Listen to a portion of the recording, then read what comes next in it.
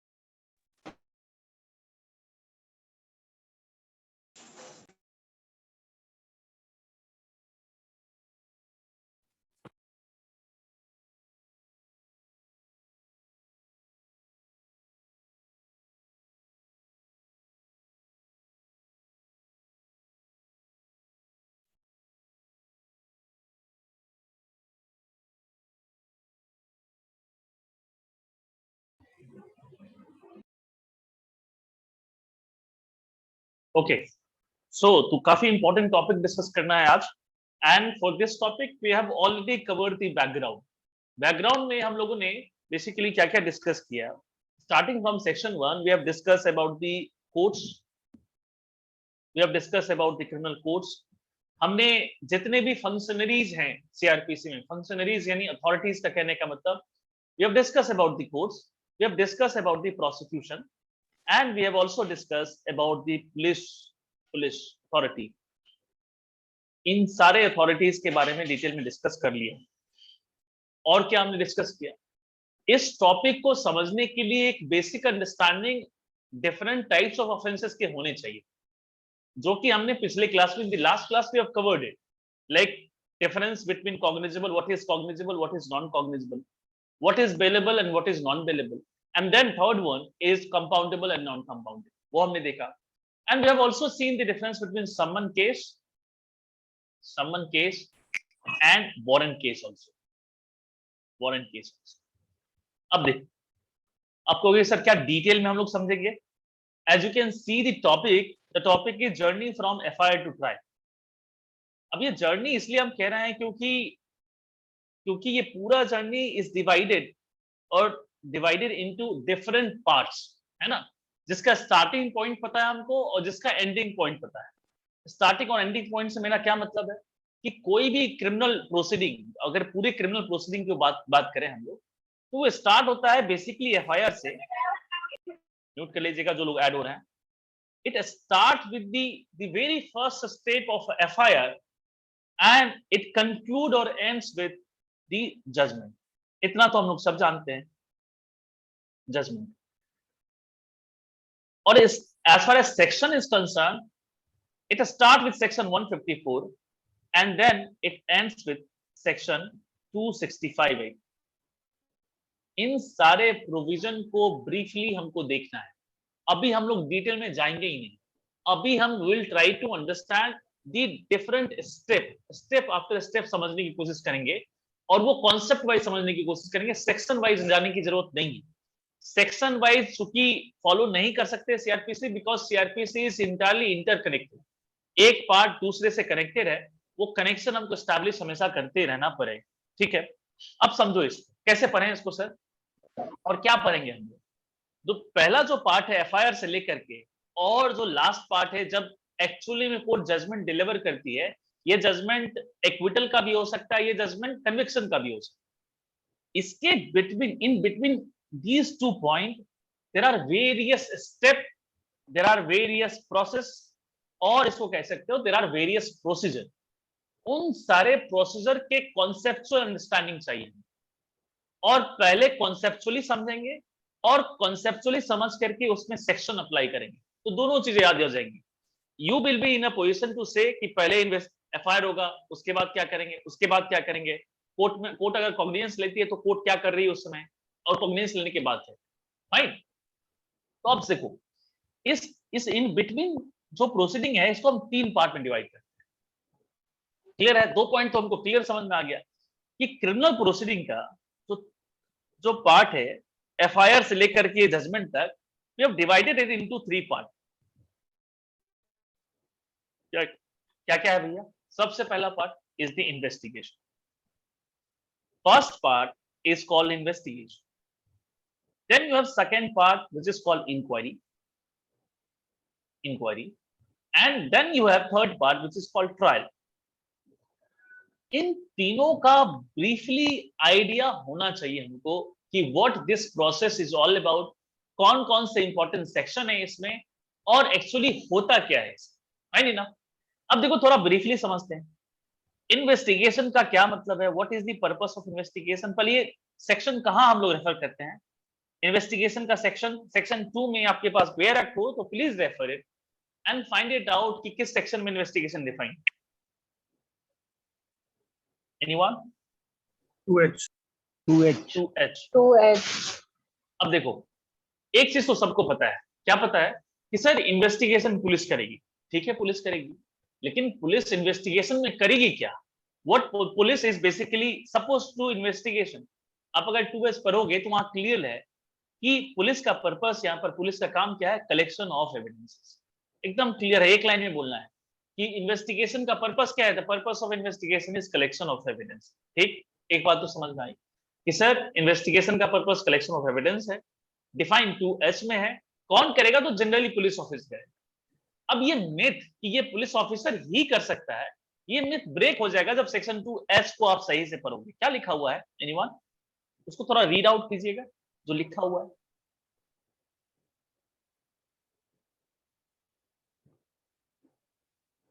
Yes, anyone? Investigation includes all the proceedings under this code for the collection of evidence conducted by a police officer ठीक है, or by any person other than a magistrate अब देखो who is author. any other person, यानी this investigation can be conducted by any other person also apart from police officer. The only condition is that he must have got the authority of the magistrate. Clear है ये? तो ये जो myth है कि ये police officer ही करेगा, ये मिथ ब्रेक हो जाता है क्योंकि ये कोई भी पर्सन कर सकता है अगर मजिस्ट्रेट का परमिशन हो उसको। बात समझ में आई? तो इन्वेस्टिगेशन क्या होता है ये हम समझे। अब एक चीज और समझो इन्वेस्टिगेशन के बारे में। क्या समझे? इन्वेस्टिगेशन सर अगर सेक्शन वाइज हम जाना चाहें तो क्या हम लोकेट कर सकते हैं कि किस स्टेज से किस स्टेज के सेक्शन को हम इन्वेस्टिगेशन का प्रोसेस कहेंगे? तो देखो ये स्टार्ट होता है, starting point 154, that is FIR। FIR is the first point investigation का हम लोग कहते हैं। और ये कंप्लीट किससे होता है? ये कंप्लीट होता है 173 क्लॉज 2, जिसको आप कहते हो submission of police report. Submission of police report, submission of chargesheet कहते हैं। अब ये होता क्या है? बेसिकली पुलिस जब FIR रजिस्टर करती है, FIR रजिस्टर करने के बाद वो प्रोसीड करती है, सारा इन्वेस्टिगेशन करती है। मान लो एग्जामिनेशन करेगी, सर्च रिपोर्ट बनाएगी, हो सकता है सीजर रिपोर्ट बनाए, हो सकता है कन्फेशन हो उसमें, मेडिकल एग्जामिनेशन एक्यूज और विक्टिम का हो सकता है। इन सब को कंपाइल करके एक रिपोर्ट बनाती है और अपना ओपिनियन भी देती है कि क्या एक्यूज के अगेंस्ट में सफिशिएंट एविडेंस है या नहीं, है ना? तो अल्टीमेटली वो क्या करती है? उसको कंपाइल करके एक पुलिस रिपोर्ट बनाती है और पुलिस रिपोर्ट को वो मजिस्ट्रेट को सबमिट कर देती है। ठीक, तो कहां से स्टार्ट होगा सर? 154 से स्टार्ट होगा। एंड किससे होगा? 173 clause 2 that is police report से एंड करेगा। अब ये जो फॉर्मूला हम बता रहे हैं कि 154 से स्टार्ट होगा और 173 क्लॉज 2 तक एंड करेगा, ये फॉर्मूला जनरली अप्लाई करता है। जनरली कहने का मतलब क्या? ऐसा नहीं है कि इन्हीं दोनों एंड के बीच में जितने सारे प्रोसेस हैं वो इन्वेस्टिगेशन के पार्ट, ऐसे बहुत सारे इसके अलावा भी प्रोसेस हैं जो इसके अंदर नहीं आता है, फिर वो इन्वेस्टिगेशन का पार्ट है। आगे चल के हम देखेंगे बेल के कुछ प्रोविजन है जो यहाँ नहीं आते हैं, उसके बाद भी वो इन्वेस्टिगेशन का पार्ट है। 306 जब हम पढ़ाएंगे CRPC में, 306 pardoning power of criminal code, वो भी इन्वेस्टिगेशन का ही पार्ट, वो भी हम लोग देखें। समझ में आई बात? तो पहला इस पूरे क्रिमिनल प्रोसीडिंग को हमने 3 पार्ट में बांटा। पहला इन्वेस्टिगेशन, दूसरा इंक्वायरी, तीसरा ट्रायल। तो इन्वेस्टिगेशन में एकदम क्लियर समझिए इन्वेस्टिगेशन क्या होता है, कहाँ डिफाइन है, कौन कर सकता है और किस सेक्शन से किस सेक्शन तक हम देखेंगे। Fine, now come to next. दूसरा स्टेज है inquiry. The second stage is called inquiry. Now, please, somebody, please look for the definition of inquiry in the BER. कौन सा सेक्शन में डिफाइन है? Anybody, please? 2G. Inquiry 2G. 2G में है। कैसे define है? कैसे डिफाइन है? Somebody, please read it. कैसे डिफाइन है? Inquiry means every inquiry other than a trial conducted under this code by a magistrate or court. मतलब क्या हुआ सर कि इंक्वायरी जब हम डेफिनेशन पढ़ते हैं then you will not get the idea as to what inquiry is all about. पता ही नहीं चलेगा कि इंक्वायरी है क्या। ठीक, इंक्वायरी का जब डेफिनेशन नहीं पता चलता है तो एक चीज पता चलता है, क्या कि सर ये ट्रायल नहीं होगा। एकदम क्लियर है, ट्रायल नहीं होगा। एक चीज तो क्लियर है कि इंक्वायरी मजिस्ट्रेट करेगा, यानी कोर्ट्स की बात कर रहे हैं हम लोग। It cannot be conducted by the police officer. Police investigation करेगी, इंक्वायरी मजिस्ट्रेट करेगा। अब हमको दिक्कत ये है कि जब हम तीसरा प्रोसेस पढ़ेंगे, ट्रायल, तीसरा स्टेज ट्रायल पढ़ेंगे, तो ट्रायल भी मजिस्ट्रेट या कोर्ट करती है और ये मजिस्ट्रेट या कोर्ट करती है। तो जब ये दोनों पार्ट मजिस्ट्रेट और कोर्ट करती है तो इन दोनों में डिस्टिंक्शन क्या है, कैसे समझ में आएगा? ये दोनों process, both the process are conducted by magistrate, trial और दूसरा जो है इंक्वायरी। अब कैसे समझोगे आप, क्या समझोगे आप? अब समझिए, कुछ एग्जांपल हमको देना पड़ेगा, फिर समझ में आएगा इंक्वायरी है क्या। अब देखते हो कि कई बार कहा जाता है कि इंक्वायरी सेटअप की गई है। कई बार जैसे कई बहुत सारा स्कैम होता है। अभी रिसेंटली बीपीएससी का पेपर लीक हो गया। बीपीएससी कहती है we have set an inquiry and we will find out the culprit. तो इंक्वायरी में क्या होगा? कई बार बहुत सारे क्लेम्स होते हैं, जैसे गुजरात राइट का केस याद है हम लोग को, उसमें भी क्या हुआ, इंक्वायरी सेटअप की गई। तो इंक्वायरी जब हम कहते हैं तो होता क्या है, अभी हम डेफिनेशन में जाएंगे ही नहीं, लेकिन मान लो कोई भी इंक्वायरी सेटअप होती है तो इंक्वायरी में क्या होता है, उसका क्या कंटेंट है, उसके अंदर क्या क्या चीजें होती होंगी? Any idea anyone? कभी भी कोई भी कमेटी इंक्वायरी करती है तो क्या करती होगी? तो फैक्ट फाइंडिंग करती है बेसिकली। क्या, कौन सा फैक्ट फाइंड करती है? जैसे एग्जांपल के थ्रू बताओ ताकि सब लोग समझ में आए, सब लोग।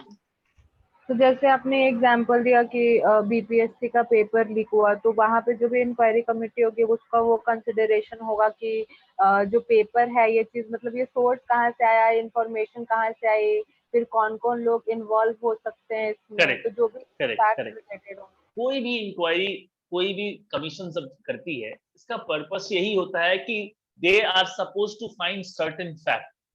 कुछ फैक्ट को, उसके एग्जिस्टेंस या नॉन एग्जिस्टेंस को वो प्रूव करती है, मतलब प्रूव करती है यानी फाइंड करती। इंक्वायरी का सिंपल मतलब है fact finding process, fact finding process. अब इतना से समझ में नहीं आएगा, हम समझ रहे हैं कि बहुत लोग के दिमाग में नहीं सेट कर रहा होगा कि फैक्ट फाइंडिंग प्रोसेस कैसे है। Take some example to understand.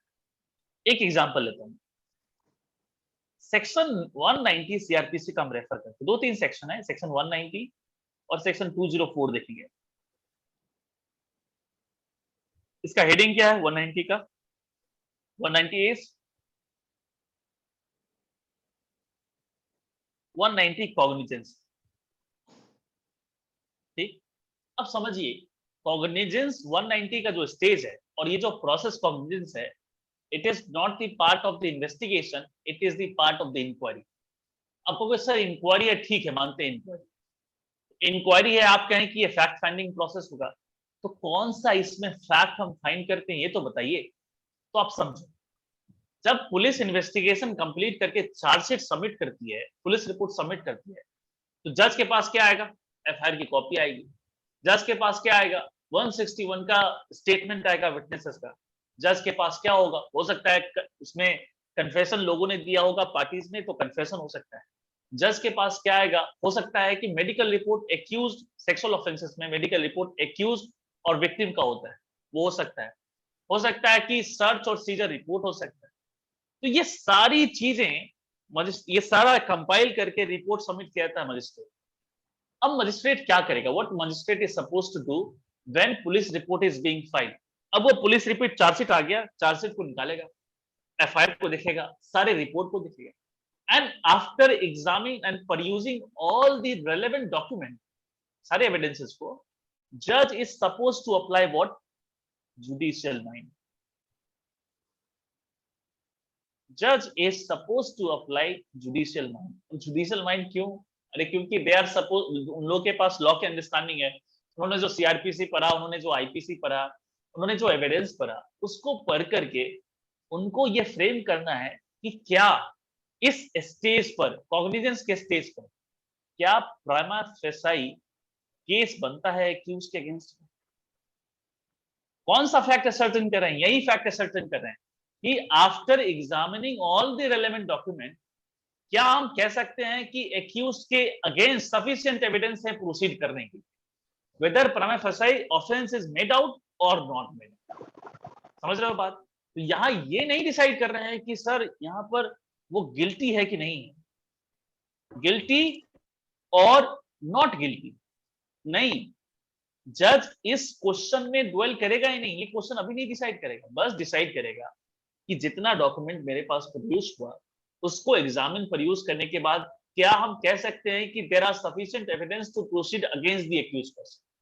क्या ये प्रतीत होता है, is it appear that offence is made out, ताकि हम आगे बढ़े?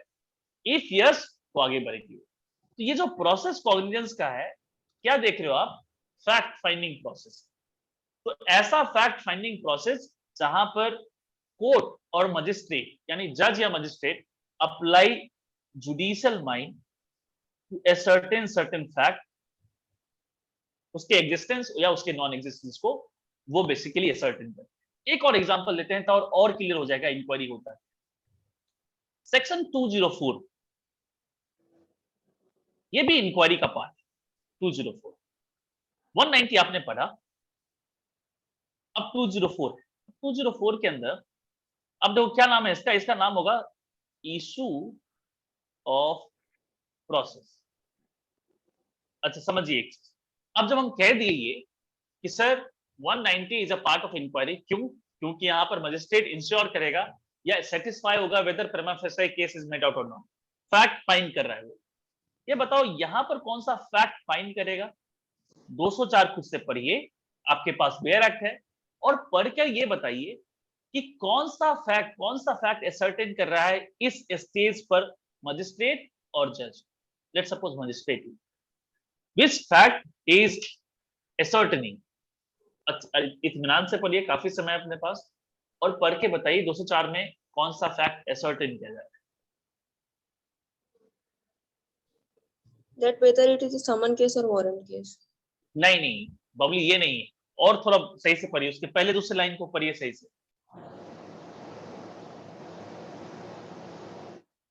Sir, if there are sufficient grounds for taking proceedings further. कौन सा प्रोसीडिंग लेंगे हम? कौन सा प्रोसीडिंग? वो फिर उसके बाद वो Complaint summons- made in writing, sir. नहीं वो सब नहीं है. कंप्लेंट में समझो ये बात, हमने उस मैटर का कॉग्निजेंस ले लिया, मतलब ये कि केस बनता है एक्यूज्ड के अगेंस्ट. जब आप डिसाइड कर लिए दैट प्राइमा फेसाई एक्यूज्ड के अगेंस्ट केस है, तो सबसे इंपॉर्टेंट क्या है? एक अगर सफिशिएंट एविडेंस आता है तो आपको फिर से क्या करना है? एक्यूज्ड को बुलाना है. तो इसलिए आपको सेटिस्फाई करना होगा अपने पास, अपने से, कि क्या सफिशिएंट एविडेंस है कि हम एक्यूज्ड को समन इशू करें, या in some cases warrant issue करें, and to ask him and sometime to compel him to come before the court of law. तो क्या ये बेसिकली कोर्ट क्या करेगी? खुद एक इंक्वायरी करेगी आफ्टर अप्लाइंग जुडिशियल, है कि नहीं? तो इंक्वायरी से क्या समझे आप? Inquiry is a fact finding process. जज क्या करता है इसमें? जज basically apply judicial mind and ascertain certain facts. ठीक, ये बात तो समझ में आ गई. अब समझो कहां डिफाइन था inquiry? Definition section 2H. 2G. H में. जी. 2G में डिफाइन था. हमने देख लिया, डेफिनेशन भी देख लिया. अब कहोगे कि सर इंक्वायरी किस सेक्शन से किस सेक्शन तक है? आपने तो कह दिया इन्वेस्टिगेशन 154 से लेकर के 173 क्लाउज 2 तक. इंक्वायरी कहां से कहां तक? इंक्वायरी स्टार्ट होता है स्टेज ऑफ कॉग्निजेंस से, विच इज 190, और ये कहां तक रीच करता है? Like it extend to the stage. अब इसमें सेक्शन नहीं लिखना, स्टेज का नाम लिखना। कहां तक एक्सटेंड करता है? Before framing of charge. अभी बस नाम याद रखो, सब चीज समझ में आ जाएगा। हम इसलिए नहीं ले रहे हैं क्योंकि डिफरेंट डिफरेंट ट्रायल हैं, उन ट्रायल के हिसाब से सेक्शन अलग हो जाएगा। इसलिए आपसे पूछे कि इंक्वायरी कहां से कहां तक है, तो 190 से लेकर के बिफोर फ्रेमिंग ऑफ चार्ज का जो प्रोसेस होगा वो सब इंक्वायरी का पार्ट। क्लियर है? ये बात तो समझ में आ गया होगा कि इन्वेस्टिगेशन क्या है, ये समझे हम। दूसरा स्टेज इंक्वायरी क्या है, कौन करेगा, और कोर्ट एक्चुअली या जज एक्चुअली करते क्या है, इसमें ये समझ में आया। नाउ कम टू थर्ड, और सेक्शन भी समझ में आ गया कि कहां से कहां तक है। अब तीसरे पार्ट पर। तीसरा पार्ट क्या है? ट्रायल। ट्रायल का डेफिनेशन देखिए, सेक्शन 2 में है क्या? सेक्शन 2 में ट्रायल का डेफिनेशन ट्रायल डिफाइन नहीं है सर। डिफाइन नहीं है ट्रायल कहीं। ट्रायल जब डिफाइन नहीं है तो हमको खुद से डिफाइन करना पड़ेगा। अब देखो ट्रायल को क्या कहते हैं?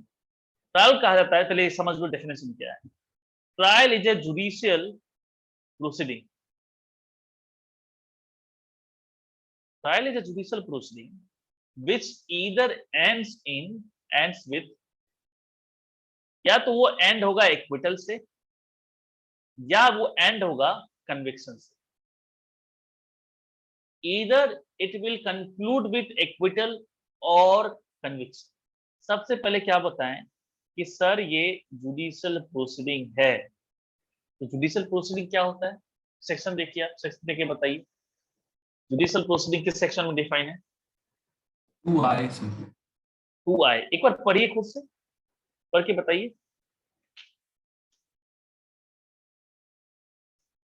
Refer by yourself, please read for the class also. Judicial proceeding includes any proceeding in the course of which evidence is or may be legally taken on oath.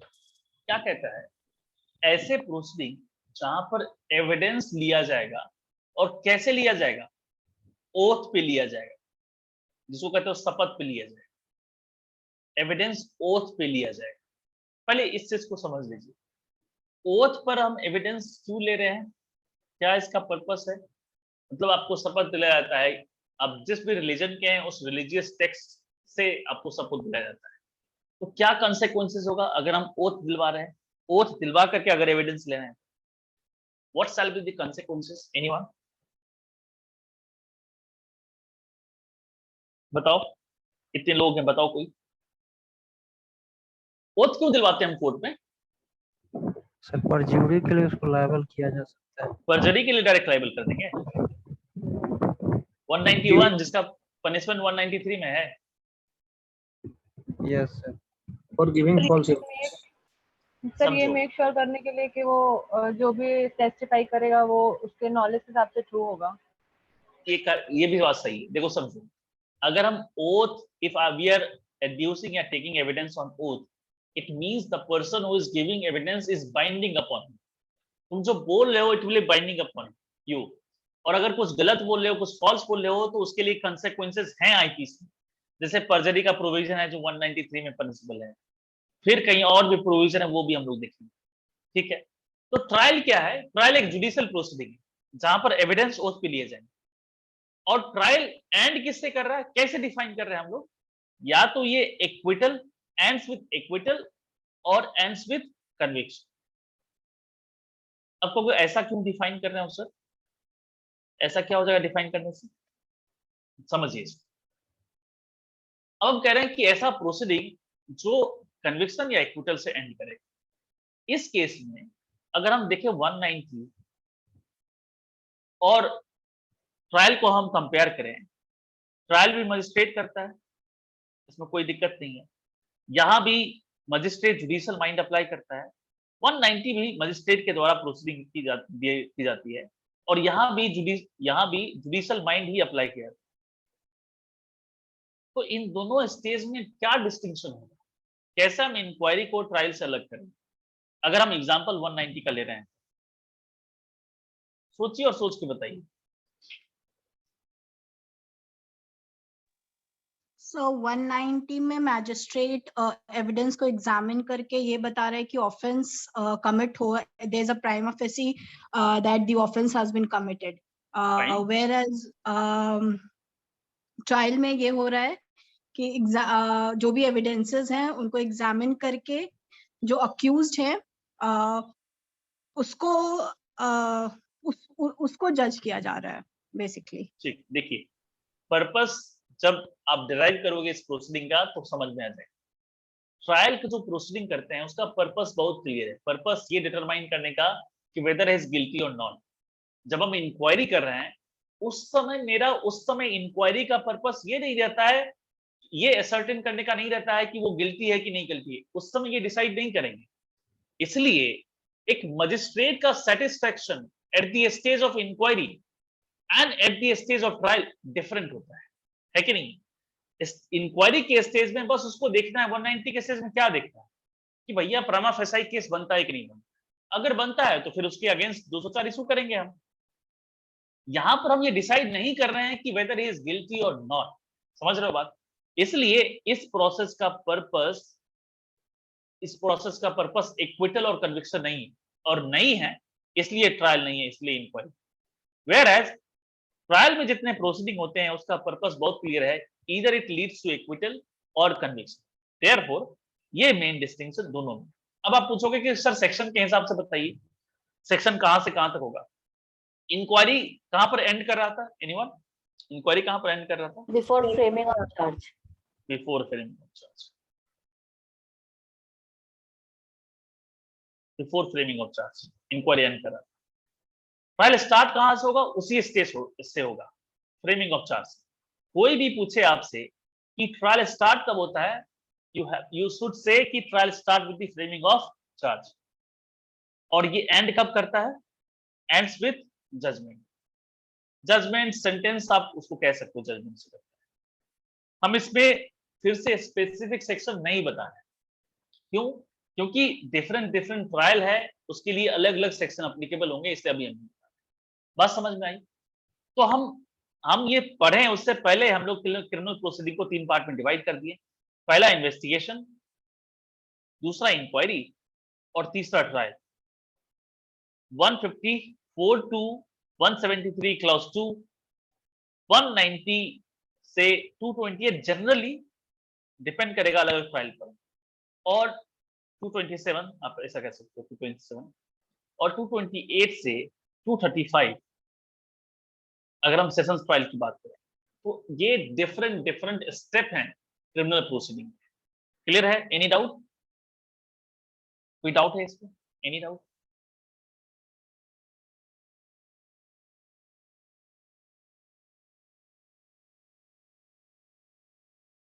ये क्लियर होगा, फिर आगे बढ़ेंगे। अब देख लो, ट्रायल का बेसिकली 4 पार्ट, उसको आप समझ लो पहले। एक होता है सेशंस ट्रायल। कहां से कहां तक है सेशंस ट्रायल? 225 से 237 सेशंस ट्रायल। दूसरा वारंट ट्रायल। वारंट ट्रायल कहां से कहां तक है? 238 से आई थिंक 249 या 50 तक है, देख लीजिए तो 50 तक है। फिर आता है एक समन ट्रायल, आई थिंक हाँ 250 तक होगा ये, 250। समन ट्रायल 251 से लेकर 259 तक, और 260 से लेकर के 265 ये समरी ट्रायल। ये डिफरेंट टाइप ऑफ ट्रायल हैं, वो ट्रायल हम जाके देखेंगे, इसमें कोई दिक्कत। अब समझिए, हम तीनों को 3 अलग अलग भाग में हम क्रिमिनल प्रोसीडिंग को डिवाइड कर लिए, इन्वेस्टिगेशन, इंक्वायरी और ट्रायल। अब हम स्टार्ट करेंगे इन्वेस्टिगेशन से, और इन्वेस्टिगेशन से स्टार्ट करके हम पूरा कंप्लीट करेंगे। राइट? चलो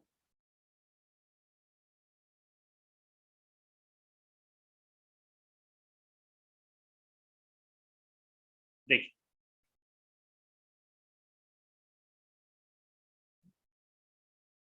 अब यहां से समझना जरूरी है हम लोगों को। देखो, अब पहला जो पार्ट है इन्वेस्टिगेशन का वो स्टार्ट करें। अब समझिए इसको। Investigation, the purpose of investigation is collection of evidence. Police क्या करेगी, इसमें एविडेंस कलेक्ट करेगी। तो अगर कोई ऑफेंस होता है, जो मैं सिचुएशन, हमको सारा चीज विजुअलाइज करना पड़ेगा। If the offence has been committed, let's suppose कहीं पर ऑफेंस हुआ है, what is the first thing that you will do? अगर कोई ऑफेंस हुआ है तो it is the duty of the state कि ये ट्रेस करे कि ऑफेंस कौन किया है, एंड ये इंश्योर करे that the accused person, the person who committed the offence must get the punishment. अब आप उसको पनिशमेंट दिलाओगे तो उसके लिए सबसे पहला स्टेप तो करना पड़ेगा। फर्स्ट स्टेप, ऑफेंस अगर हुआ है तो पहला स्टेप क्या होगा, वो सबसे पहले हमको समझना है। क्या लगता है कि सबसे पहला स्टेप क्या होना चाहिए? What should be the first step? FIR file कर सकते हैं। अब देखो, Information. अब समझिए इसको। ऑफेंस हुआ है और ऑफेंस हुआ है, हमको पनिशमेंट दिलवाना है, तो there has to be first step. तो फर्स्ट स्टेप मतलब कि हम ऑफेंस को रिपोर्ट कहां करें। तो रिपोर्ट करें तो सीआरपीसी 3 डिफरेंट प्रोसेस बताता है। क्या? जनरली हम जानते हैं कि अगर ऑफेंस हुआ है तो we should approach to the police office under section 154A। क्यों अप्रोच कर रहे हैं हम? इसलिए अप्रोच कर रहे हैं टू रजिस्टर्ड एन FIR। ये तो बात सही है सर, ठीक। क्या करोगे? FIR करने पुलिस स्टेशन में, एक मेथड है ये। दूसरा क्या है? दूसरा ये देखेंगे। तीसरा देखो क्या है। या तो आप पुलिस को इंफॉर्मेशन दे सकते हैं, FIR रजिस्टर करा सकते हैं, नहीं तो you can also file complain. Complain to whom? Complain to magistrate. Complain file कर सकते, ठीक। और कंप्लेन फाइल करोगे तो उसका प्रोविजन क्या है? 2D and section 200। ठीक बात। तो या तो हम सर पुलिस स्टेशन चले जाएंगे इंफॉर्मेशन देने के लिए, इधर we can file a complain in the court of law. तीसरा जो कि रेयरली यूज होता है, बहुत कम यूज होता है, वो है इंफॉर्मेशन टू द मजिस्ट्रेट। यानी directly you can go to the magistrate and ask the magistrate to take cognizance of it. Magistrate direct उसका कॉग्निजेंस ले सकता है। अब कौन सा सेक्शन है ये? 190 का 1C पढ़ोगे तो आइडिया लगेगा, है ना। कि मान लो कि मजिस्ट्रेट के लोकेलिटी में अगर कोई ऑफेंस हुआ है और ना तो FIR हुआ और ना ही कंप्लेन हो पाया उसमें, तो मजिस्ट्रेट सुओ मोटो उसका कॉग्निजेंस ले सकता है और उस कॉग्निजेंस से लेकर केस को आगे प्रोसीड करवा सकता है। तो 191C में दो चीजें हैं। या तो वो स्टार्ट कर देगा प्रोसीडिंग किससे? Any information received by any person apart from police officer. ये इंफॉर्मेशन जो मजिस्ट्रेट के पास आ रहा है, ये पुलिस के थ्रू नहीं आना चाहिए, किसी पर्सन के थ्रू आना चाहिए। मान लो कि कोई भी लोकेलिटी का कोई भी बंदा है, वो पुलिस के पास गया, पुलिस रजिस्टर नहीं की, कंप्लेन नहीं कर पाया, वो मजिस्ट्रेट के पास जा सकता है, वहां से प्रोसीडिंग स्टार्ट हो जाए, ठीक। दूसरा 1C देखो, उसमें लिखा हुआ सुओ मोटो। पेयर एक्ट में देखिए सुओ मोटो लिखा हुआ है 191C में। Yes, Yes, sir. क्या लिखा हुआ है पढ़ के बताइए। Upon information received from any person other than the police officer or upon his own knowledge that such offence has been committed. ठीक, चलो इतनी बात तो समझ में आ गई हमको। अब समझिए क्या हम कहें, what should be the first step? Either we will go to the police station to register an FIR. Second, we can file a complaint under section 200 के अनुसार फाइल कर सकते हैं कंप्लेंट, या नहीं तो डायरेक्ट मजिस्ट्रेट के को अप्रोच कर सकते हैं 191C में। चाहे हम इंफॉर्मेशन दे दे या मजिस्ट्रेट सुओ मोटो कॉग्निजेंस ले ले उस मैटर की। बात समझ में आ गई? तो 3 डिफरेंट मेथड है जिसके थ्रू शुरू करोगे। चलो पहले मेथड्स के थ्रू शुरू करते स्टार्ट। सर कंप्लेंट कहाँ फाइल करेंगे? कंप्लेंट मजिस्ट्रेट को फाइल करेंगे, पुलिस के पास नहीं, मजिस्ट्रेट के पास। सो सर सेकंड में और थर्ड में क्या डिफरेंस रहा? वो आएंगे हम, डिफरेंस क्या है उसमें हम आएंगे। ये एक फॉर्मल कंप्लेन होता है, इसका एक फॉर्मेट है, उस फॉर्मेट में हम कंप्लेन फाइल करते हैं मजिस्ट्रेट को, जो 200 के अंदर दिया हुआ है। एक प्रिस्क्राइब प्रोसेस है, प्रिस्क्राइब मेथड है जिसके थ्रू कंप्लेन फाइल करना है, जो सेक्शन 200 के अंदर दिया हुआ है। जबकि ये जो मेथड है दूसरा, वो ऐसे भी चाह करके इंफॉर्मेशन दे दो मजिस्ट्रेट को ओरली भी जाके मजिस्ट्रेट को जाके दे दो कि हाँ ऐसा ऐसा हुआ है मेरे साथ, उसके बेसिस पर भी कॉग्निजेंस ले लेगा। तो यहाँ कोई फॉर्मेट नहीं है, कोई प्रिस्क्राइब प्रोसेस नहीं है। यहाँ कंप्लेन फाइल करना है तो सेक्शन 200 के हिसाब से फाइल करना है। और यहाँ anyhow if you have given information to the magistrate, उसके बेसिस पर कॉग्निजेंस। क्लियर है? Yes, sir. Thank you. चलो, ये तो बात समझ में आ गई। अब पहला केस लेते हैं, यानी ऑफेंस हुआ, आप पुलिस स्टेशन गए, और जब पुलिस स्टेशन जाओगे तो दो ही केस हो सकता है। क्या हो सकता है सर? कि या तो वो ऑफेंस कॉग्निजेबल होगा या नॉन कॉग्निजेबल होगा। एकदम क्लियर है, कोई डाउट नहीं है। कॉग्निजेबल किस में डिफाइन है? 2C. 2C में। और नॉन कॉग्निजेबल कहां डिफाइन है? L. ठीक। अब पुलिस एफआईआर रजिस्टर करेगी कि नहीं करेगी वो डिपेंड करेगा सेक्शन 154। वो क्या कहता है कि एफआईआर फर्स्ट इंफॉर्मेशन रिपोर्ट, यानी first information report given to the police first in point of time. तो उसका कंडीशन क्या है? एफआईआर वो तभी रजिस्टर करेगा जब ऑफेंस कॉग्निजेबल। ठीक बात है। पुलिस देखेगी, कहिए देखिए कॉग्निजेबल ऑफेंस नहीं है, तो फिर जो होगा वो करेगी, लेकिन एफआईआर रजिस्टर नहीं करेगी। तो यहाँ पर तीन चीजें होंगी, वो ध्यान रखना। क्या? पहला कि आप जब पुलिस के पास जा रहे हो, आप दो सिचुएशन में जा सकते हो। पहला सिचुएशन जब ऑफेंस हो गया है, फर्स्ट सिचुएशन। दूसरा जब ऑफेंस हुआ नहीं है, होने वाला है, यानी कि there is apprehension that offence may be committed. होता है ना, कई बार आसपास में लड़ाई हो जाता है, आपको लगता है कि जमीन के डिस्प्यूट के कारण हो सकता है कि मेरे अगेंस्ट केस हो जाए, या मेरे अगेंस्ट ये ऑफेंस कर दे, मेरी हत्या कर दी, या कोई भी ऑफेंस कर दिया। तो एफआईआर तभी होगा जब ऑफेंस हो गया है। बट अगर ऑफेंस नहीं हुआ है, होने वाला है, तो जो पुलिस को आप इंफॉर्मेशन दे रहे हो उसको क्या बोलेंगे हम लोग? ये जो इंफॉर्मेशन पुलिस को दिया जा रहा है, जिसमें वो कहता है कि offence has not been committed but there is a likelihood that offence may be committed, उसको हम बिहार में बोलते हैं सनहा, और इंग्लिश में इसको बोला जाता है informatory petition. Informatory petition is called. किसी को प्रोविजन याद है किस सेक्शन के अंदर होता है ये इनफॉर्मेटरी पिटीशन? सेक्शन 39। Section 39 CrPC. 39 का जब पैराग्राफ 1 पर होगे, वहां लिखा हुआ है कि where you see the intention of committing crime, यानी ऑफेंस हुआ नहीं, होने वाला है। तो इंफॉर्मेशन ऑफेंस हो गया तब भी दे सकते हो, ऑफेंस होने वाला है तब भी दे सकते हो। ठीक। अब हम इस केस की बात करें। अब इंफॉर्मेशन लेके आए, या तो वो कॉग्निजेबल होगा या कॉग्निजेबल नहीं है। ठीक। अगर वो कॉग्निजेबल नहीं है, नॉन कॉग्निजेबल है, तो कुछ नहीं करना है। 155 में क्लियर प्रोसेस है। क्या प्रोसेस है सर? 155 कहता है कि अगर ये नॉन कॉग्निजेबल है तो आपके पास जो डायरी रखी रहती है, डायरी में रिकॉर्ड करो and refer him to the magistrate for filing complain.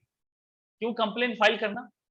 ये कंप्लेन कॉग्निजेबल और नॉन कॉग्निजेबल दोनों ऑफेंस के रिगार्डिंग हो सकता है। यहाँ क्लासिफिकेशन नहीं है cognizable non cognizable, complain cognizable और नॉन कॉग्निजेबल ऑफेंस दोनों के रिगार्डिंग फाइल। फाइन। हम क्या बोले? अगर ऑफेंस नॉन कॉग्निजेबल होगा, रेफर कर देगा मजिस्ट्रेट में, लेकिन अगर ऑफेंस कॉग्निजेबल होगा, ठीक, तो आपको लगता है कि सर अगर ऑफेंस कॉग्निजेबल है, एफआईआर रजिस्टर होना चाहिए। अब हम सिचुएशन की बात करें, क्या कि अगर नहीं हुआ तो क्या करें? इफ रजिस्टर तो कोई बात नहीं, इफ नॉट रजिस्टर्ड, अगर वो एफआईआर नहीं रजिस्टर करता है तब क्या करेंगे? 154 क्लाउज 3 आपको एक ऑप्शन प्रोवाइड करता है। What is that? 154 क्लाउज 3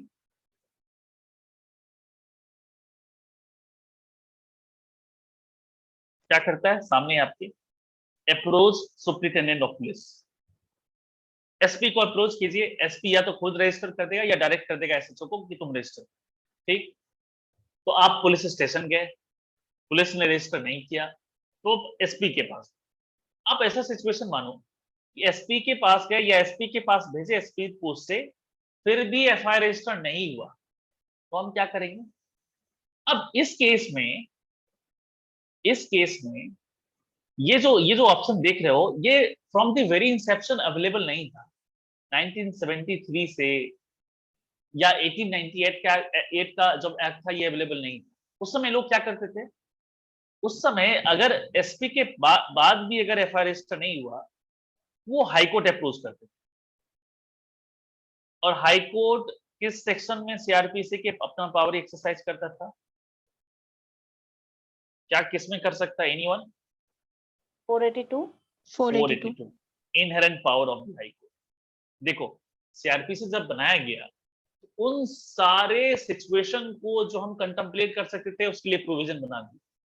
जिसको हम कंटेम्पलेट नहीं कर सकते, जैसे ये वाला सिचुएशन, हमको लगा कि ये नहीं करेगा तो एसपी से हो जाएगा, लेकिन यहां ऐसा भी केस होने लगा कि एसपी के बाद भी, एसपी को भेजने के बाद भी एफआईआर रजिस्टर करनी होगा। तो फिर एक ओमनीबस प्रोविजन हम बनाए उन सारे कॉन्टीजेंसी के लिए। 482 इसको बोलते हैं inherent power of high court. तो लोग इसको इन्वोक करते थे और हाई कोर्ट डायरेक्ट करती थी पुलिस स्टेशन इंचार्ज को FIR register. That was the traditional approach which lawyers and the persons were taking. ठीक, अब क्या है? अब है it is a judicial evolution 156 clause 3। क्या करेंगे? अगर एसपी के पास से काम नहीं बना तो हम मजिस्ट्रेट को अप्रोच करें। मजिस्ट्रेट को अप्रोच कहां करेंगे? 156(3). आपके पास बेयर एक्ट है, बेयर एक्ट निकालिए और पढ़िए 156 क्लॉज 3 और पढ़ के बताइए कि उसमें क्या पावर है एफआईआर रजिस्टर करवाने का? एफआईआर रजिस्टर कराने का पावर है क्या उसमें? सर इन्वेस्टिगेशन का है, तो इन्वेस्टिगेशन कराने से पहले तो एफआईआर मतलब लॉन्च कराना तो जरूरी है ना। होना चाहिए। लिखा हुआ है कि magistrate has power to order for investigation, order for investigation. हम कह रहे हैं कि इन्वेस्टिगेशन के लिए ऑर्डर कर सकते हो। 156 क्लॉज 3 में मजिस्ट्रेट के पास ऑर्डर। अब एक चीज लॉजिक लगाइए, इन्वेस्टिगेशन तभी होगा जब एफआईआर रजिस्टर हुआ, क्योंकि इन्वेस्टिगेशन का बेसिस ही एफआईआर है। तो there was a particular case law जिसमें सुप्रीम कोर्ट ने टर्म इन्वेस्टिगेशन को स्ट्रेच किया, एक्सपैंड किया और ये कहा कि power to order for investigation also include order to register an FIR, है ना।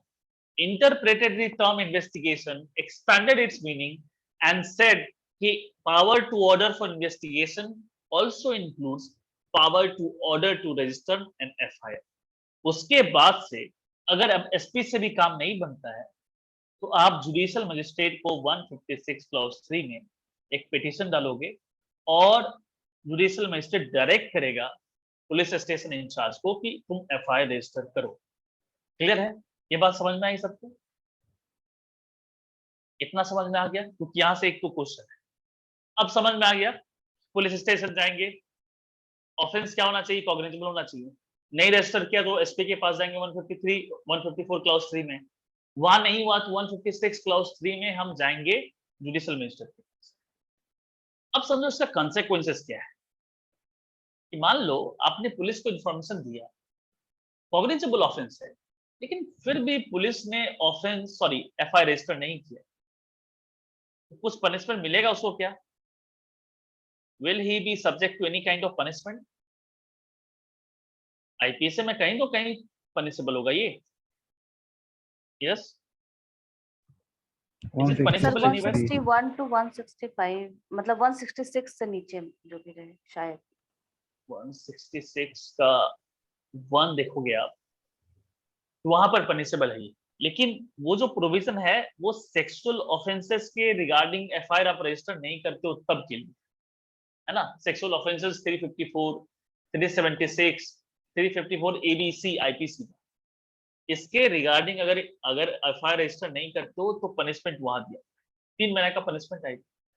ये तो आईपीसी में दिया 2013 में, आई थिंक 2013 ही होना चाहिए।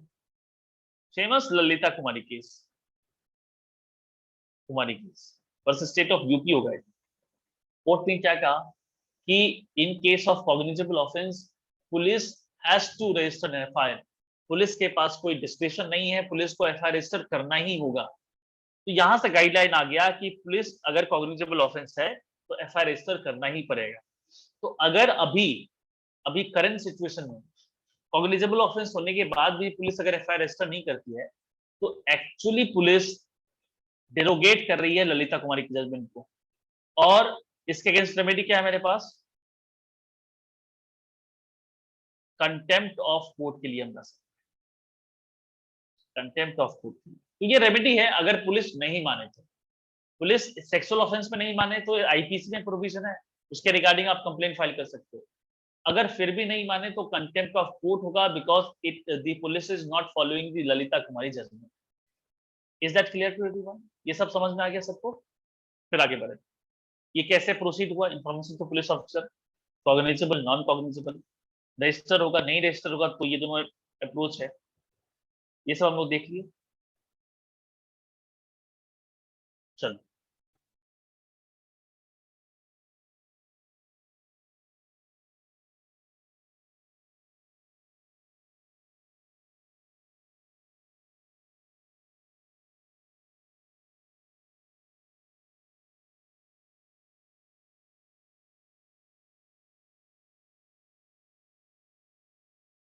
एक सेकंड।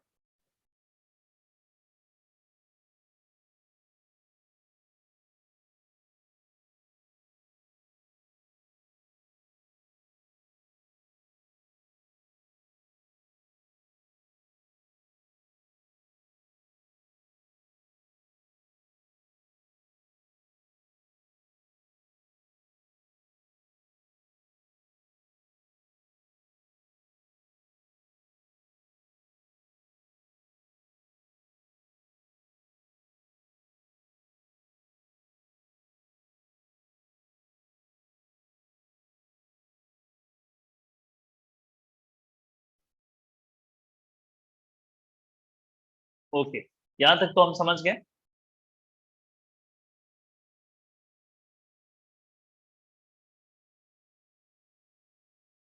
अब देखो यहां से समझिए, एकदम क्लियर हो गया कि एफआईआर करवाने के लिए पुलिस स्टेशन जाएंगे। 154, 155, 156 ये सब हम प्रोविजन देंगे। अब मान लो एफआईआर रजिस्टर हो गया, इन एनी केस चाहे हमको मजिस्ट्रेट के थ्रू ही करवाना था, एफआईआर रजिस्टर करवा दिया। अब रजिस्ट्रेशन हो गया तो सबसेक्वेंट काम क्या है? सबसेक्वेंटली क्या होगा? एफआईआर के बाद इन्वेस्टिगेशन होगा, एफआईआर के बाद इन्वेस्टिगेशन होगा। अब इन्वेस्टिगेशन होगा, एक सेकंड,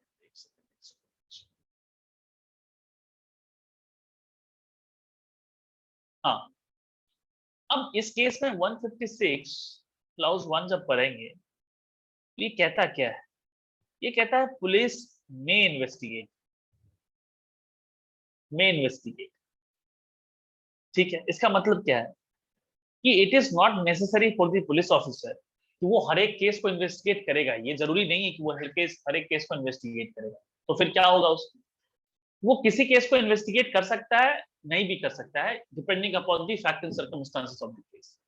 इन्वेस्टिगेशन करे और नहीं करे, एक चीज बहुत इंपॉर्टेंट है कि जैसे ही एफआईआर रजिस्टर हो गया, इमीडिएटली पुलिस को अकरेंस रिपोर्ट 157 में सेंड कर देना। 157 में अकरेंस रिपोर्ट उसको भेज देना। अकरेंस रिपोर्ट क्या होता है सर?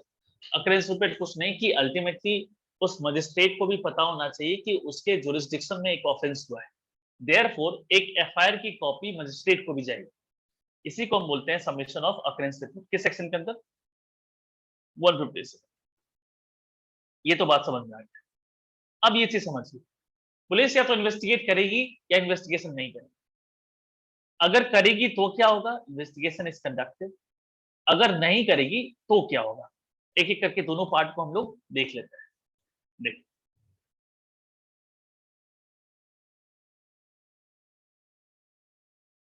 देखो, अगर वो इन्वेस्टिगेशन कर रही है, पुलिस अगर इन्वेस्टिगेशन वो कर रही है, देखो अगर इन्वेस्टिगेशन कर रही है तो हमको फॉलो करना पड़ेगा 157 का पुलिस क्या कहता है। इन्वेस्टिगेशन करने के लिए पुलिस क्या करती है? स्पॉट पर जाएगी। वो स्पॉट पर जाने के लिए अगर एविडेंसेस हैं, एविडेंसेस कलेक्ट करेगी। अगर वहां आसपास के लोग हैं तो उनसे एलिगेशन वेरीफाई करेगी। अगर वहां पर उसको एक्यूज मिलता है तो उसको अरेस्ट करेगी। अगर मान लो कि एक्यूज के पास कोई वेपन या कोई भी मटेरियल ऑब्जेक्ट मिलता है तो उसको सीज करेगी। तो वो 157 में लिखा हुआ है कि अगर आप डिसाइड की हो इन्वेस्टिगेशन करने का, you are supposed to proceed to the spot, collect the evidences, verify the allegation जो कि एफआईआर में लगाया गया। तो ये बहुत सिंपल प्रोसेस हम लोग देखते हैं, मूवी वगैरह में भी देखते हैं। दूसरा कहता है कि अगर आप इन्वेस्टिगेशन कंडक्ट नहीं करा रहे, ठीक है, आपको नहीं लग रहा इन्वेस्टिगेशन होना चाहिए, नहीं करवा रहे, तो फिर क्या करोगे? 157 इसके लिए प्रोसेस आपको प्रिस्क्राइब कर रहा है। क्या कहता है कि अगर इन्वेस्टिगेशन नहीं कर रहे हो तो आपको क्या करना पड़ेगा? You have to record the reason under section 156 157 1B। You have to record the reason, क्योंकि पुलिस अपने पावर का मिसयूज कर सकती है, इसलिए रीजन रिकॉर्ड करना जरूरी है ताकि रीजन को हम बाद में एग्जामिन कोर्ट के थ्रू करवा सकें। ठीक, तो अगर इन्वेस्टिगेशन वो नहीं कर रही है तो सबसे पहले रीजन रिकॉर्ड करेगी, और दूसरा वो तुरंत पुलिस ऑफिसर इन्फॉर्म करेगी इन्फॉर्मेंट को। कौन सा इन्फॉर्मेंट सर? वही इन्फॉर्मेंट जिसके इन्फॉर्मेशन के बेसिस पर एफआईआर रजिस्टर हुआ। बात समझ में आया? ये दो प्रोसेस है। अगर इन्वेस्टिगेशन हो रहा है, स्पॉट जाकर के एविडेंस कलेक्ट करेंगे और वेरीफाई करेंगे। अगर नहीं हो रहा है तो you have to prepare a report and you have to assign a reason कि आपने इन्वेस्टिगेशन क्यों नहीं। साथ ही साथ इमीडिएटली आप बताओगे किसको? इन्फॉर्मेंट को बताओगे। ठीक बात, ये बात तो समझ में आ गया। अब इतना काम हम कर लिए, उसके बाद क्या करना है देखो, अब समझिए। मान लो कि हम दूसरा सिचुएशन डील कर रहे हैं जहां पुलिस ने इन्वेस्टिगेशन नहीं किया, police did not find material to investigate the matter. उस केस में क्योंकि उसको एक रिपोर्ट तैयार करना है और उसमें रीजन देना है, वो रिपोर्ट वो सबमिट करेगा 158 में, 8 के थ्रू सबमिट करेगा। और अल्टीमेटली 159 में फिर मजिस्ट्रेट अपना पावर एक्सरसाइज कर सकता है। कर दो 159 में मजिस्ट्रेट एक्सरसाइज करेगा। क्या एक्सरसाइज करेगा? पावर। अगर मजिस्ट्रेट को लगता है कि नहीं ये केस फिट है इन्वेस्टिगेशन करने के लिए, ऑल्दो पुलिस ये कह रही है इन्वेस्टिगेशन नहीं होना चाहिए, लेकिन magistrate is of the opinion कि इन्वेस्टिगेशन होना इसमें चाहिए, तो वो इन्वेस्टिगेशन 159 में ऑर्डर कर सकता है। ठीक बात, 159 में इन्वेस्टिगेशन ऑर्डर कर सकता है। या उसको लगता है नहीं इसमें इंक्वायरी की जरूरत है, वो प्रिलिमिनरी इंक्वायरी भी कंडक्ट कर सकता है। किसके अंदर? 159। बात समझ में आई? इतना तक क्लियर है सबको? 154 से लेकर के 159 तक कैसे हम लोग प्रोसीड किए हैं, एकदम क्लियर है? कुछ पूछना है किसी को? Any doubt? सर वो नॉट कंडक्टेड वाला एक बार और फिर से प्लीज रिपीट कर दिखा है, दीजिए। देख यहाँ क्लियरली बताया हुआ है। अगर इन्वेस्टिगेशन पुलिस नहीं करती तो दो चीज उसको करनी है। एक, रीजन लिखिए why you are not investigating the matter, prepare a report and send it to magistrate कि why you are not investigating the case. दूसरा, immediately inform कीजिए आप किसको? Immediately you inform to the informant, ताकि इंफॉर्मेंट उस पर action ले। इंफॉर्मेंट को लगता है इन्वेस्टिगेशन होना चाहिए तो वो मजिस्ट्रेट को अप्रोच करेगा और भी जो भी ऑप्शन उसके पास अवेलेबल है वो एक्सरसाइज करेगा। तो ये दोनों चीजें वो करेगा। अगर वो इन्वेस्टिगेशन नहीं करता है, this is under 157 1B। Clear है? Yes sir, thank you.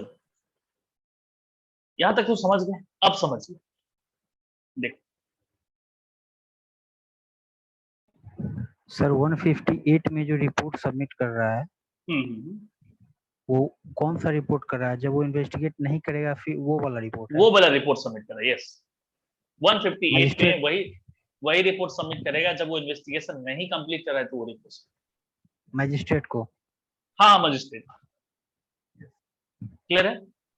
अब समझो इस बात को, इस पूरे प्रोसेस को फिर से समझिए। आप गए एफआईआर रजिस्टर करने के लिए। 154 में एफआईआर रजिस्टर होगा या तो नहीं होगा? नहीं हो रहा है तो 154 क्लाउज 3 पर करोगे एक्सरसाइज, आप एसपी के पास जाओगे।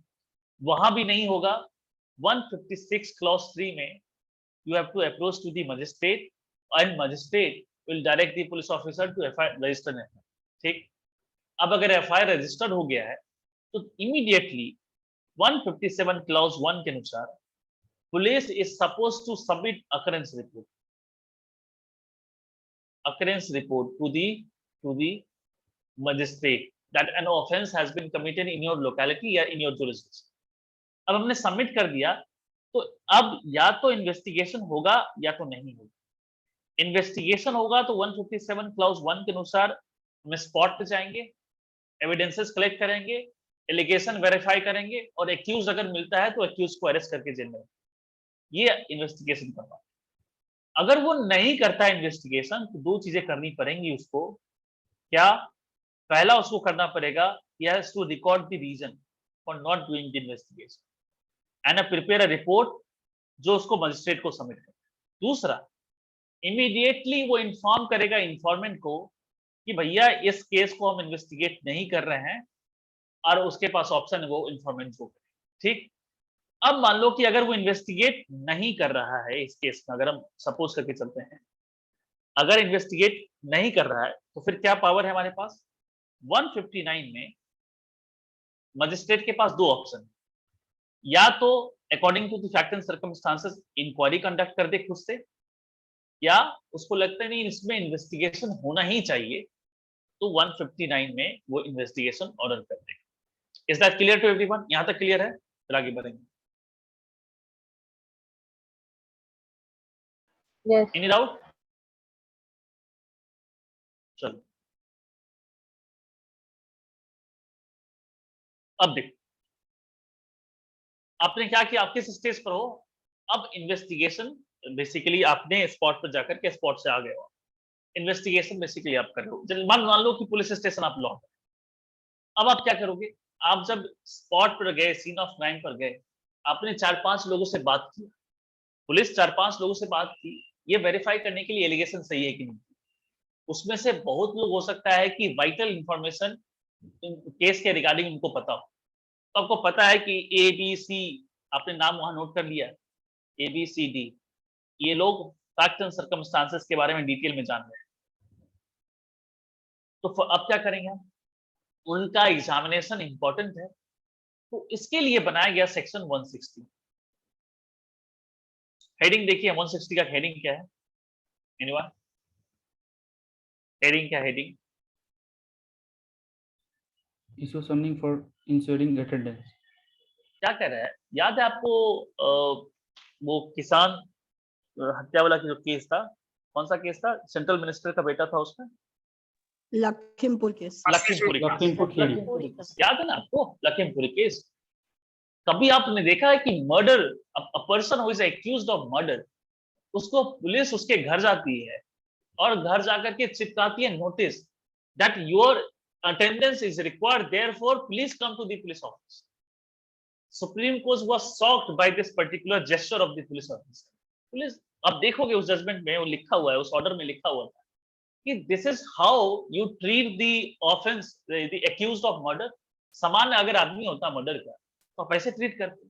हमको तो याद नहीं है कि कभी पुलिस ऑफिसर ऐसा करके चिपका करके कहीं आई होगी, specially accused the offence against the accused is of murder. Getting?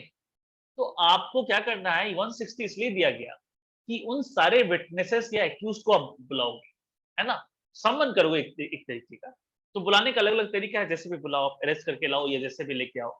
आप नोटिस देते हो, होता क्या है जनरली, एक नोटिस जाता है विटनेस के पास और नोटिस के थ्रू उनको बुलाया, ठीक। तो कहता है कि ये लोग को आप सम्मन कर सकते, लेकिन 160 में 3-4 एक्सेप्शन है किनको आप नहीं बुला सकते पुलिस स्टेशन एग्जामिन करने के लिए। इसमें आई थिंक बिलो 15 हो गई, 15 साल से कम का कोई बच्चा है उसको नहीं बुला सकते, 65 के एवब है उसको नहीं बुला सकते, वुमेन है उसको आप पुलिस स्टेशन नहीं बुला सकते, और फिजिकली डिसेबल्ड है आई थिंक उनको नहीं बुला सकते। तो ये category of person police can not ask them to come to the police station, rather police has to go to their place, police को वहां जाना पड़ेगा। तो प्रीलिम्स का डायरेक्ट क्वेश्चन यहां से बनता है कि किनको किनको पुलिस नहीं बुला सकती। क्लियर है? तो 161 में हमने सम्मन कर लिया है, किसी तरीके से उन सारे विटनेसेस को बुला लिया, फाइन ना। अब आ जाओ नेक्स्ट, किस लिए बुला रहे हैं भैया? इसलिए बुला रहे हैं ताकि एग्जामिनेशन किया जा सके उसका। चाहे वो एक्यूज हो चाहे वो विटनेस। लिखा हुआ है क्या, हेडिंग देखिए 161 का हेडिंग देखो तो वेयर एक्ट में क्या है 161 का, examination of witness by police. Examination of witnesses witnesses. By police. अब समझो इसको, आपने सम्मन किया, वो अब आएगा, एग्जामिनेशन करना है आपको, आपको पूछताछ करना है, और आपको पूछताछ करके बेसिकली फैक्ट्स को डिस्कवर करना है, यानी सच्चाई निकालना उसके अंदर से कि एक्चुअली में उसका मर्डर किस लिए हुआ होगा, इसके पीछे क्या मोटिव होगा, कौन कौन लोग हो सकते हैं इन्वॉल्व हो, ये सब आप एग्जामिन करके निकालोगे। तो इसको हम कहते हैं 161 का इंपॉर्टेंट स्टेटमेंट कहते हैं। यहां पर उनको बुला करके पुलिस स्टेटमेंट रिकॉर्ड करेगी। अब एक क्वेश्चन है यहाँ, क्या क्वेश्चन, स्टेटमेंट जब रिकॉर्ड करवा रहे हो तो क्या सब कुछ सही बताना जरूरी है? अगर हम witness, am I suppose to speak truth and nothing but the truth, हमको सच ही बताना है? सेक्शन क्लॉज 1 कहता है कि हाँ आपको सब कुछ सच सच बताना है, नहीं बताए तो there is a punishment attached to section 190 179 of IPC. अगर सच सच नहीं बताया, पुलिस स्टेशन बुलाया जाता है आपको, आपने सच सच नहीं बताया, 179 आईपीसी में पनिशमेंट, आई थिंक 3 से 6 महीने का पनिशमेंट, वो देख लीजिएगा वहां पर पनिशमेंट क्लियरली लिखा है। ठीक, 160 में समन किया गया, 160 में बुलाया गया, इसलिए बुलाया गया कि you were aware of the fact and circumstances of the case. Fine, अब क्या होगा, अब आपको बुलाया गया, आपको एग्जामिन किया जाएगा, आपसे सारे क्वेश्चन पूछ रहे हैं, आप सारे क्वेश्चन का आपको आंसर देना है as a witness. Fine, accused को तो देना ही, लेकिन कुछ कुछ क्वेश्चन का आपको आंसर नहीं भी दे सकते। एक एक्सेप्शन क्रिएट, बेरेट का सेक्शन देखिए, आई थिंक क्लॉज 2 होगा या 3 होगा, वहां पर देखिए लिखा हुआ होगा कि where witness is suppose to speak the truth but he is not suppose to speak against the which question. देखिए बेरेट देख के बताइए। which can expose into the criminal charge or penalty or forfeiture। मतलब एक्सकल्पेटरी या इंक्रिमिनेटिंग,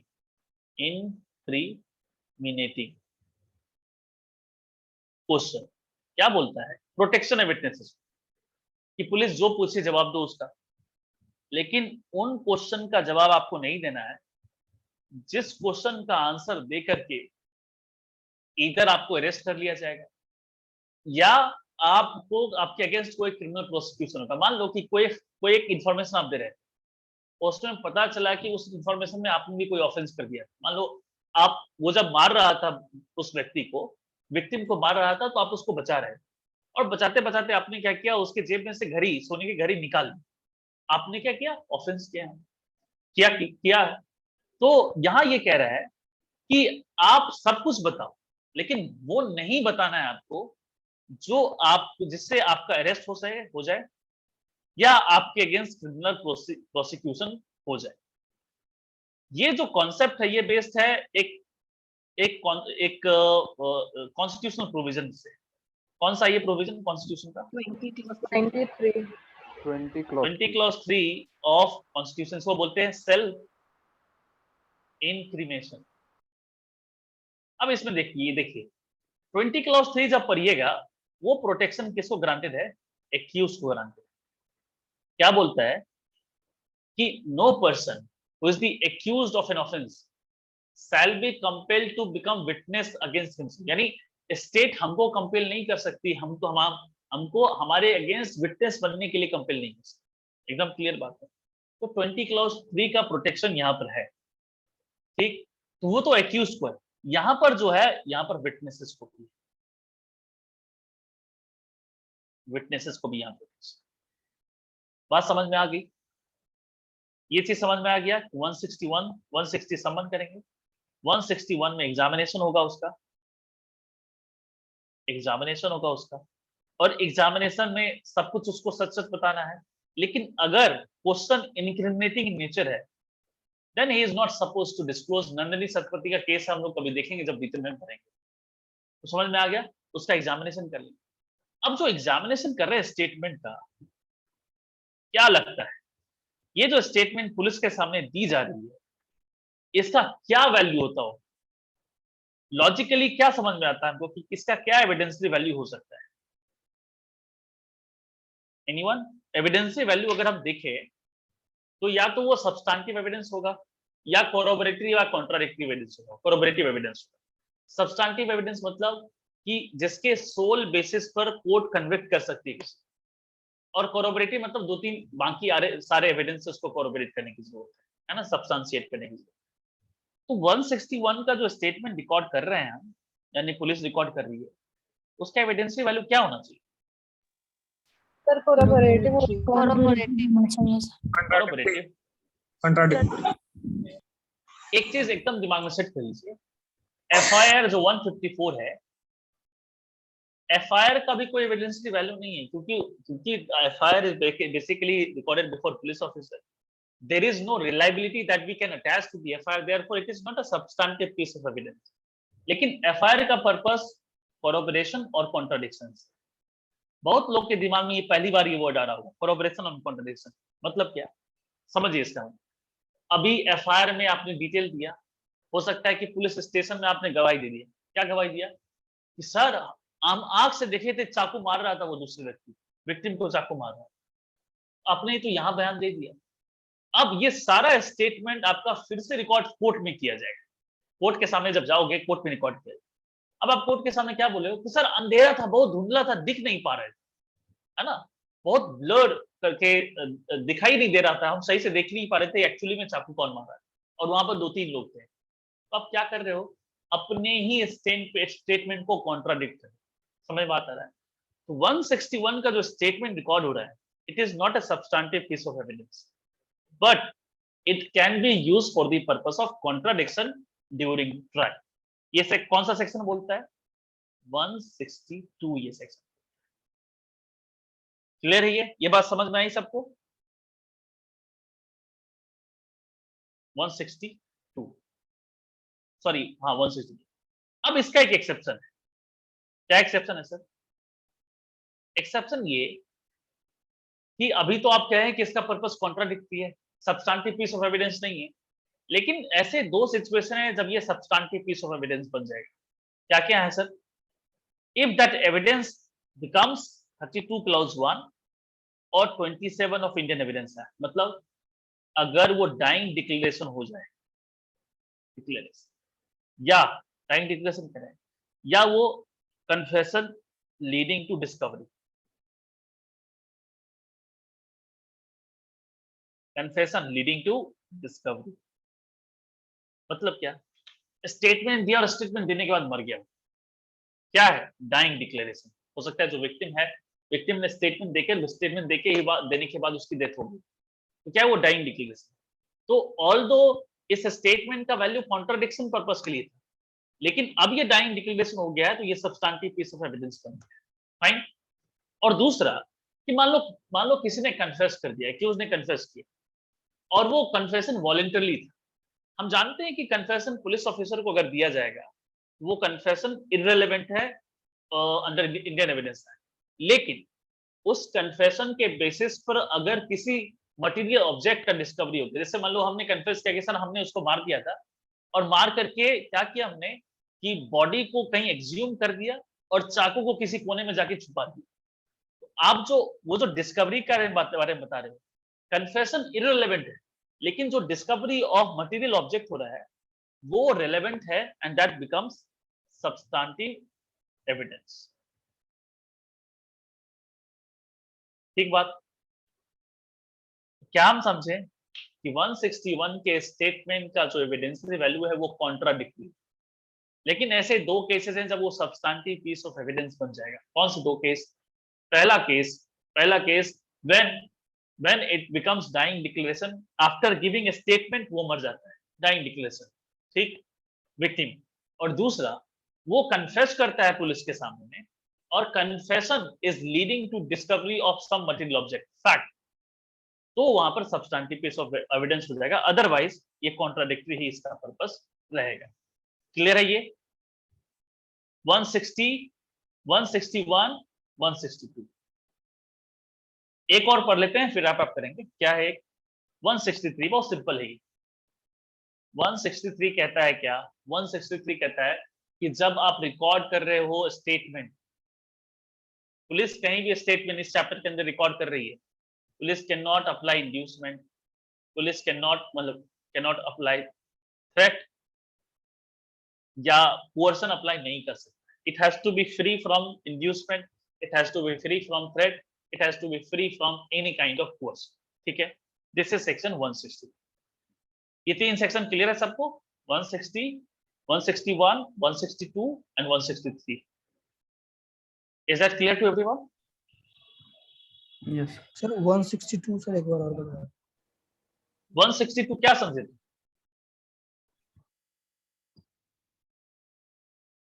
बताओ गौरव।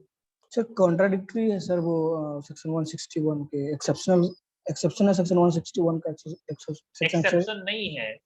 अगर statement जो पुलिस के सामने दे रहे हो, कोई भी विटनेस पुलिस के सामने जो स्टेटमेंट दे रहा है, उस स्टेटमेंट का क्या वैल्यू, तो 162 कहता है कि it can be use for the contradictory purpose. एकदम सिंपल। 162 भी यही कहता है, वही 162 का कहता है कि अगर ये तो कॉन्ट्राडिक्टरी है, लेकिन अगर वो डाइंग डिक्लेरेशन में कन्वर्ट हो जाए, यानी मान लो कि ऐसा सिचुएशन होगा कि विक्टिम ने स्टेटमेंट दिया और स्टेटमेंट देने के बाद दिया कि हाँ फलाना जगह थे, हमको बहुत बुरी तरीके से पीटा, ये सब लिखवा दिया वो, और उसके तुरंत बाद उसकी मृत्यु हो गई। वो जो स्टेटमेंट है वो सिंपल स्टेटमेंट 161 का नहीं होगा, वो डाइंग डिक्लेरेशन बन जाए, और dying declaration substantive piece of evidence. Similarly आप स्टेटमेंट दिए और स्टेटमेंट पे अपना गिल्ट आपने एक्सेप्ट कर लिया, तो वो जो गिल्ट एक्सेप्ट किया है वो तो रेलेवेंट नहीं है क्योंकि पुलिस ऑफिसर के सामने है। लेकिन उस कन्फेशन में आपने ये भी बताया कि चाकू जो सर है, पिस्तौल या जो बंदूक है, वो कहीं किसी कोने में हम छुपा के रखे, पुलिस बाद में उसको डिस्कवर कर, तो वो जो डिस्कवरी ऑफ फैक्ट है वो आपके against substantive piece of evidence बन जाए। क्लियर है? सर हाँ। Hello sir, Yes, sir. जो आपने दूसरा वाला जो कंडीशन बताया कि जिसपे डिस्कवरी ऑफ फैक्ट जो होता है तो वो रिलेवेंट हो जाता है, लेकिन सेक्शन 27 में सर वो उसमें एक इसेंशियल कंडीशन ये कहता है कि उसको पुलिस कस्टडी में होना, मतलब जो एक्यूज्ड है जिसके ऊपर भी एलिगेशन है उसका, या कोई भी पर्सन उसका पुलिस कस्टडी में होना जरूरी है सर। क्या तभी लिखा हुआ है उस 27 में? आप अब देखे हो 27 सही से? एविडेंस एक्ट का सर 27 तो यही कहता है कि जो निकाल भी के देखिए, उसका टर्मिनोलॉजी यूज कर देखिए क्या कहता है सेक्शन 27। किसी को और कोई डाउट है? क्योंकि हमको यहीं तक डिस्कस करना है, आप रेज कीजिए एक एक करके। 27 में तो सर यही कहता है कि provided that when any fact is deposed to as discovered in consequence of information received from a person accused of any offence in the custody of a police officer, so much of such information whether it amounts to confession और not. Correct. हम पूछना क्या आपको sir? तो जैसे आपने कहा कि वो पुलिस कस्टडी में, तो यहाँ पर एक एसेंशियल एलिमेंट है ना, तो कोई भी व्यक्ति अगर पुलिस के सामने दे रहा है अगर स्टेटमेंट और वो डिस्कवरी ऑफ फैक्ट अगर हो जाता है, लेकिन वो कस्टडी में तो नहीं होगा ना, तो वो 27 ना, आप इस चीज को समझो। 27 is an exception to 25 and 26। Yes sir, ये है कि नहीं? ये हाँ, है। हाँ. तो जब ये एक्सेप्शन है तो कहता है कि देखो कन्फेशन पुलिस ऑफ कस्टडी में दिया गया है, एकदम क्लियर, कोई दिक्कत नहीं है। As far as confession is concerned, that part confession is hit by 25 and 26, therefore inadmissible, irrelevant, एकदम relevant नहीं। लेकिन वही अगर कस्टडी में दिया हुआ है और उसी कन्फेशन के बेसिस पर डिस्कवरी ऑफ फैक्ट हो जा रहा है, that particular portion of that confession becomes relevant। क्या लिखा हुआ है देखिए यहाँ, so much of such information, whether it amounts to confession or not, as relates distinctly to the fact thereby discovered, may be proved। समझ रहे हो बात? पुलिस कस्टडी एक वाइडर एम्बिट है। वाइडर एम्बिट का मतलब क्या हुआ? Police custody means police supervision, है ना, पुलिस का सुपरविजन। जैसे मान लो कि अगर आप एक्यूज को ले जा रहे हो, एक्यूज कहता है कि हाँ भैया आ रहे हैं, थोड़ा एगो पानी लेकर के, तो वो हो सकता है कि पुलिस के फिजिकल कंट्रोल में नहीं हो, लेकिन पुलिस के सुपरविजन में। मान लो कि उसका अस्पताल में इलाज चल रहा है और बाहर में कांस्टेबल बैठा हुआ है, तो जरूरी नहीं कि फिजिकल कंट्रोल हो उसका पुलिस का, पुलिस के सामने हो, जरूरी नहीं है, लेकिन वो पुलिस कस्टडी है क्योंकि पुलिस के सुपरविजन के अंदर। समझ में बात आ रहा है? तो ये जो हम कह रहे हैं कि अल्टीमेटली ये क्या है, 161 जो स्टेटमेंट किसको हम दे रहे हैं, पुलिस को दे रहे हैं, और वो उसके कस्टडी में दे रहे हैं, इसलिए वो हिट करेगा। सेक्शन 161 इसलिए कहता है कि अगर जनरली वो कॉन्ट्राडिक्टरी उसका पर्पस है, but if it hits section 27 then it becomes substantive. Clear है? हाँ सर। चलो, Thank you, sir. और कोई डाउट? साक्षी? नो सर, हो गया क्लियर। Any other doubt? चलो ठीक है, प्रॉपरली चलो रिवाइज करते हैं और आप लोग बताइएगा, ज्यादा क्लियर होगा।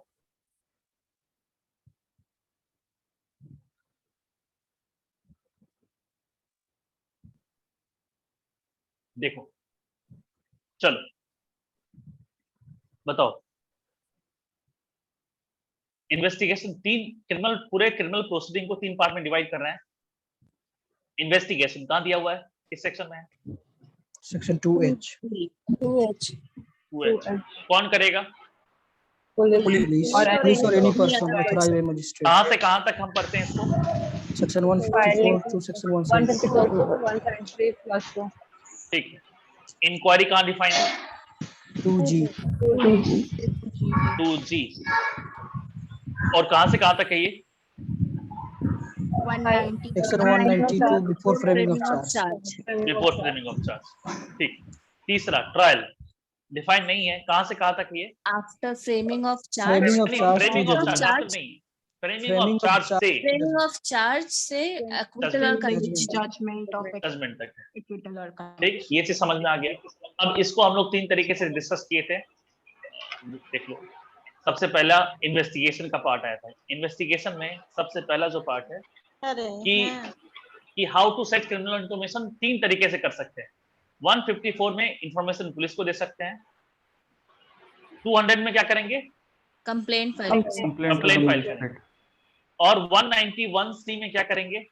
मैजिस्ट्रेट मजिस्ट्रेट को इंफॉर्मेशन देंगे या मजिस्ट्रेट सुओ मोटो कॉग्निजेंस देगा। अगर हम पुलिस के पास जा रहे हैं इंफॉर्मेशन देने के लिए, इंफॉर्मेशन अगर नॉन कॉग्निजेबल का हुआ तो क्या तो करेगी पुलिस पुलिस? डायरी में रजिस्टर्ड करेगी और रजिस्टर्ड नहीं कंप्लेंट मजिस्ट्रेट को। रजिस्टर करेगी, नहीं रजिस्टर मतलब नोट करेगी, नोट करके उसको भेज देगी मजिस्ट्रेट के पास। अगर हमको सिर्फ इंटेंशन पता है कि ऑफेंस होने वाला ऑफेंस हुआ नहीं है, हम इंफॉर्मेटरी पिटीशन फाइल करेंगे। किस सेक्शन के अंदर? 39 से करेंगे। ठीक। अब हम मान लो कि ये कॉग्निजेबल ऑफेंस है, पुलिस एफआईआर रजिस्टर नहीं कर रही है। 154 क्लॉज 1 के अंदर पुलिस एफआईआर रजिस्टर नहीं कर रही, तो क्या करेंगे हम? 154 clause 3 superintendent of police. Superintendent of police के पास जाएंगे। वो नहीं हुआ तो क्या करेंगे फिर? 156 क्लॉज 3 जुडिशियल मैजिस्ट्रेट के पास जाएं। Petition will file a petition to the judicial magistrate. ठीक। और अगर मान लो पुलिस एफआईआर रजिस्टर नहीं कर रही है, offence with regard to the sexual offence है, पनिशमेंट 161 ए में होगा, वो देख लीजिए ए में। और ललिता कुमारी का जजमेंट है, वो ध्यान रखिए। अब चलो ऑफेंस एफआईआर रजिस्टर हो गया। एफआईआर रजिस्टर होने की इमीडिएटली बात क्या करेगी पुलिस? इन्वेस्टिगेट। रुक जाओ इन्वेस्टिगेशन बाद में। अकरेंस रिपोर्ट कहां, किस सेक्शन में? सेक्शन 157 अकरेंस रिपोर्ट सबमिट करेगी। अब या तो वो इन्वेस्टिगेशन करेगी या नहीं करेगी। If investigation is done and if not, investigation करेगी तो 157 क्लॉज 1 में क्या सब करेगी? प्रोसीड टू स्पॉट पे जाएगी, स्पॉट पे जाएगी, एविडेंस कलेक्ट करेगी, वेरीफाई करेगी, एलिगेशन अरेस्ट होगा तो अरेस्ट करेगी, ये सब चीज करेगी।